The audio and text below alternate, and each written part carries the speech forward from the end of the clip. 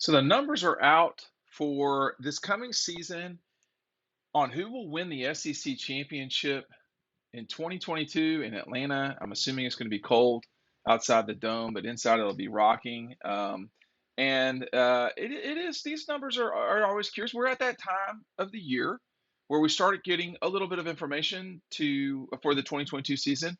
I know Georgia fans are still on a sugar high, or a just whatever you want, an Indianapolis high. Like, wait, maybe too much Midwestern beef. But we're getting closer to the 22 season. I mean, by the end of this month, we will be more than halfway there. Um, we might be closer to that right now than I thought. But let's talk about this real quick.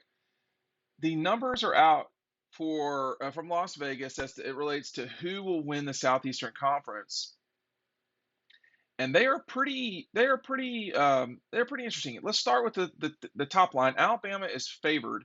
They are at negative 140. So that means they are the prohibitive favorite. It doesn't mean they are a landslide favorite. Georgia checks in at plus 110. Now what? And I'll just go through the list right now as far as all of these numbers and tell y'all essentially what that means. Mississippi, the Rebels are right there with Ole Miss at plus 2,000.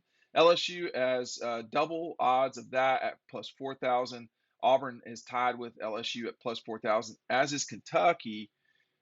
You're going to have Arkansas at plus 5,000, Sam Pittman and the crew. And then you've got the Gators almost double long odds of the Cats. They're at 7,500. It's Kentucky Derby weekend coming up here very shortly.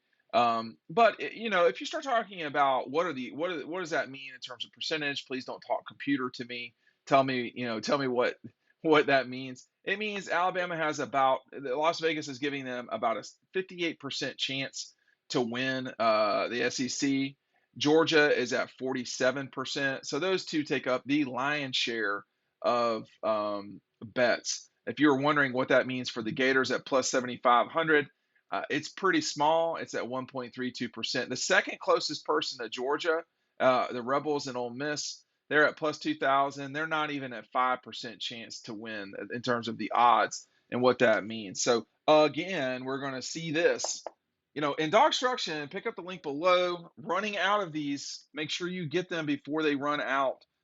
Dads and grads, it's that time of year. Here is the Southeastern Conference game where Alabama won 41-24. And I talk in the book about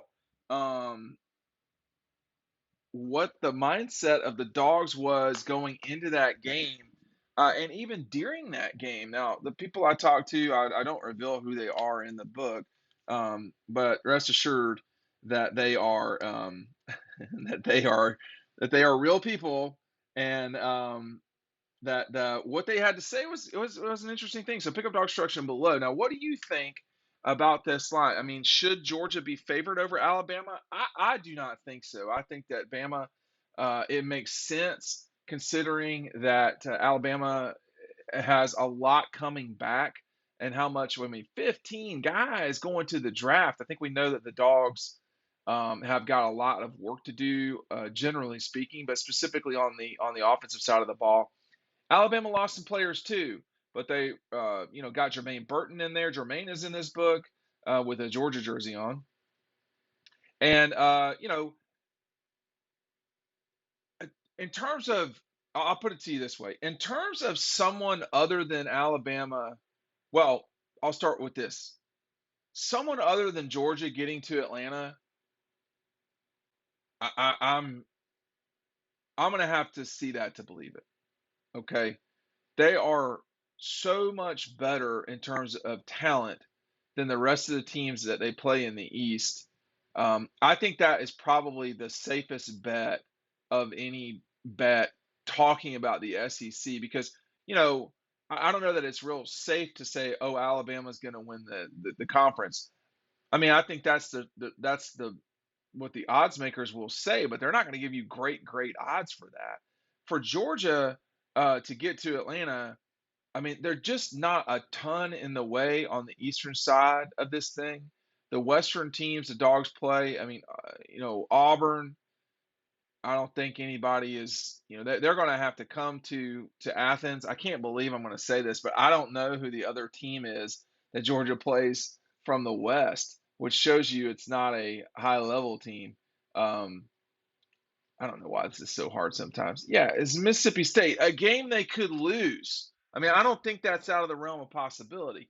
I even hesitate to say it, but I'm going to now. I watched Mike Griffin on Paul Feinbaum, and he was making the case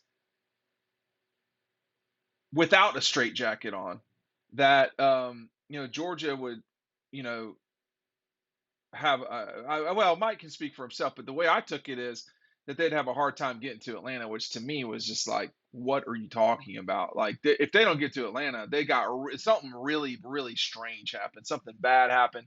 But like, if you look at the if you look at the schedule, Georgia, their road game is at Mississippi State. Like, they're not playing at Alabama. They're not hosting. They're not hosting Arkansas. They're not. There's nothing really in their way that prevents them from getting there. I mean, it's not going to happen. I mean, look at the Gators. They go to LSU. They have to deal with LSU and Texas A&M. They're not surviving that. Let's say they beat Georgia. They're not surviving that. Kentucky. They got to go to Ole Miss. They can win that game. I don't think they will, but then they play Mississippi State just like Georgia. I don't. Who else is going to win? I mean, nobody else is going to win the East besides those three teams, and Florida's not going to win the East. I mean, so it's just, this is insanity. The Kentucky Georgia game, that's at Kentucky. Now, if you get into a situation where you already got a conference loss and you go up to Kentucky, you got to win the thing. They're still going to be double-digit favorites. I think that's their safest. That's the safest bet. I'm not sure if Mike is just doing his shtick or not, or whatever. No big deal here. But Alabama, on the other hand, that's a little bit tricky what they got to get through over there. They got to go. They got to go to Tennessee. Their other game is Vanderbilt, who they will smoke. But and I have to say too, for Alabama coming into this year, they have two quality games. You just don't know a lot about Utah State. They are a solid team. They are not the typical, Akron or Ball State. Okay. They are going to give Alabama a legitimate game for 25 minutes. Okay. Then they play Texas. So they play at Texas, by the way. There's no chance Texas wins that game. Okay. I will give you this stuffed dog behind me if Texas beats Alabama. It will not happen. But it gets you ready, okay? Back-to-back games like that gets you ready. Georgia opened it with Oregon, and then Sanford, not Stanford.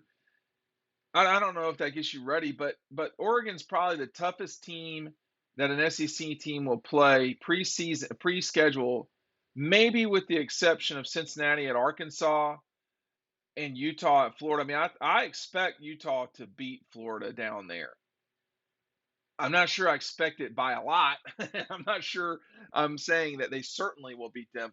But there are a lot of games that are in this thing that get you ready for the season. I think, to me, though, Georgia and Bama at those odds, I think it's about right. Now, I got to say, we will know the world has really changed when Georgia is the betting favorite coming into a season. That's when you'll know that Alabama's armor has been hit a little bit. It's not happened yet. I don't think it happened this past season, but that's